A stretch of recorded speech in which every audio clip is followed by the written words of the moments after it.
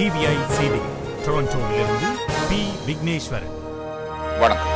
எதிர்வரும் சனிக்கிழமை நடைபெறவுள்ள வடமாகாண சபை தேர்தலை நடத்துவதற்கு எதிராக தாக்கல் செய்யப்பட்டுள்ள 5 மனுக்கள் மீதான விசாரணை அக்டோபர் மாதம் 2ஆம் தேதி ஒத்திவைக்கப்பட்டிருக்கிறது.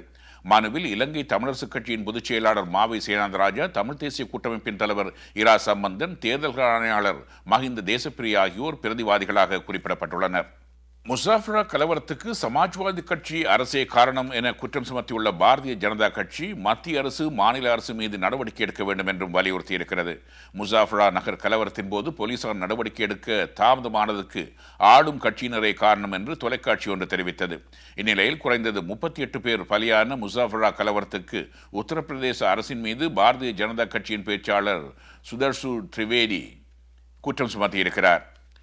ஆஸ்திரேலியாவின் 28வது பிரதமராக லிபரல் தேசிய கூட்டமைப்பின் தலைவரான டோனி அபோட் இன்று பதவியேற்றுக் கொண்டார். கான்பராவில் உள்ள ஆளுநர் மாளிகையில் ஆளுநர் நாயகம் குவென்டின் பிரைஸ் முன்னிலையில் மகாராணி 2வது எலிசபெத்துக்கு விசுவாசம் தெரிவித்து பிரதமராக டோனி அபோட் பதவி பிரமாணம் செய்து கொண்டார்.